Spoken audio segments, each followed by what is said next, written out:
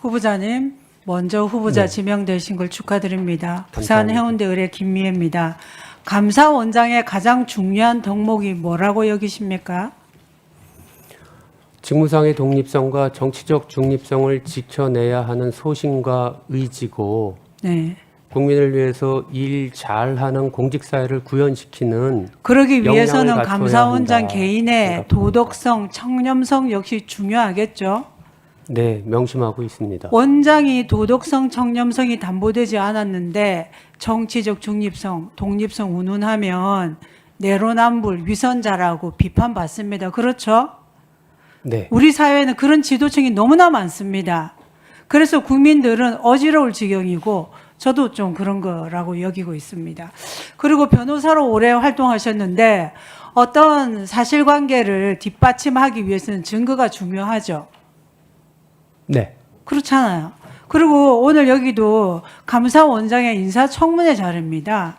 감사원장께서 말씀하신 그런 중요한 덕목을 과연 구현해낼 수 있는지 그 자격에 적합한지를 판단하기 위해서 자료 제출을 요구한 겁니다. 발목 잡기가 아니라. 아시겠습니까?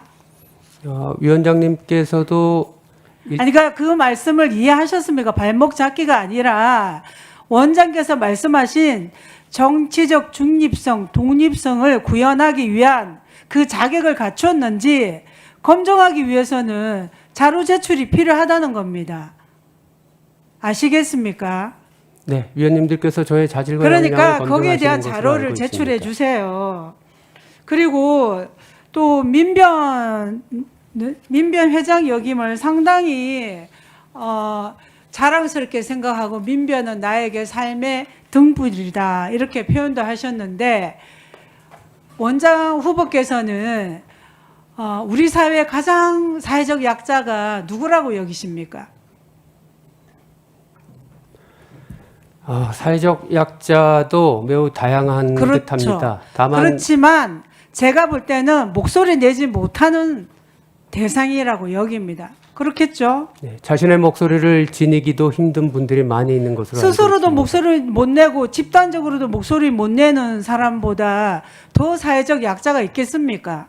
그 목소리가 차단되는 것도 그렇고 그렇지 않습니까? 네, 잘 살펴야 된다고 생각합니다. 그런데 저는 후보자가 민변 회장도 하셨고 여러 인권 보호 활동을 하셨는데 별로 그런 것을 본 적은 없습니다.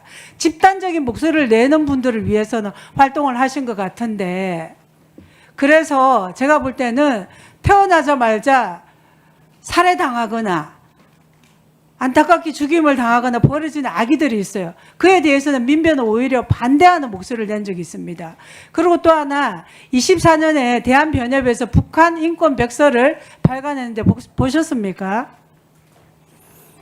발간이 된 사실은 알고 있습니다. 그러니까요. 웃겨요. 제가 볼 때는 북한 주민에 대한 인권 침해보다 심각한 저는 대상이 없다고 여기는데 거기에 대해서 왜 침묵하는지 인권 보호 대상도 선택적이라고 여겨집니다.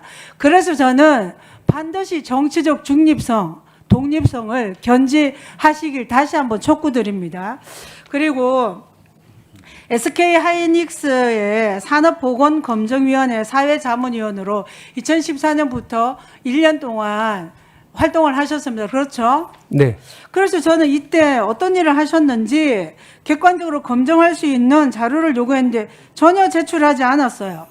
그리고 1년 하면서 2,400만 원 받은 것 같은데 맞습니까? 정확한 액수를 기억하지는 않지만 자문위원 활동 그리고 또 활동과 관련해서 그런데 왜 수당을 받긴 했습니다. 질의를 하고 요청을 했는데 확인을 안 합니까? 돈 받은 거는 확인이 될 거 아닙니까? 통장 내역 보면 되겠죠. 그것도 확인 안 하셨어요?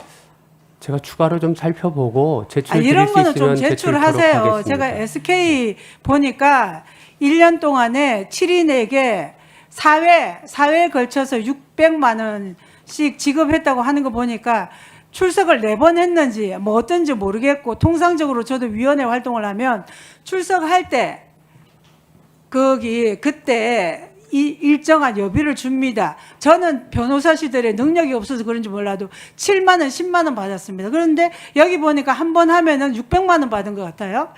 1년에 2,400만 원 정도 되고 2014년에 우리 국민 중위소득입니다. 2,450만 원이. 그런데 2,400만 원 상당히 많이 받은 것 같습니다. 그래서 이러한 오해를 받기 싫으면 자료를 제출하시면 됩니다. 그렇지 않다라고 아시겠죠? 몇 번 회의를 출석했는지 어떤 일을 하셨는지 관련 자료를 제출해 주시기 바랍니다. 아니면 이렇게 오해할 수밖에 없는 거예요. 한 번 출석하고 600만 원 받았다라고 오해할 수 있잖아요. 이 답변을 보면. 그러니까 꼭 자료 제출해 주시기 바랍니다. 그리고 SK 하이닉스에 이게 자문위원을 활동을 하셨는데 어떤 일이 가장 보람이 있었습니까?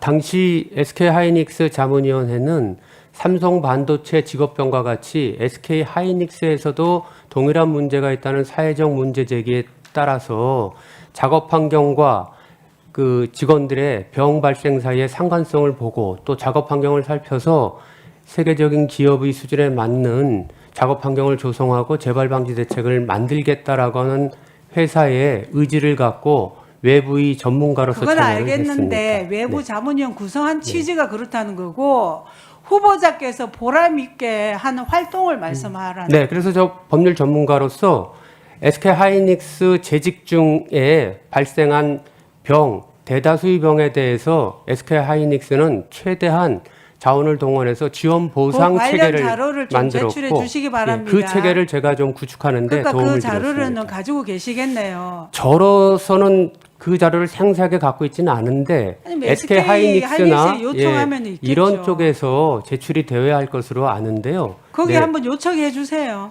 본인이 추가로 한번 살펴보도록 하겠습니다. 예, 수고하셨습니다. 다음 백선아 위원님 질의해 주시기 바랍니다.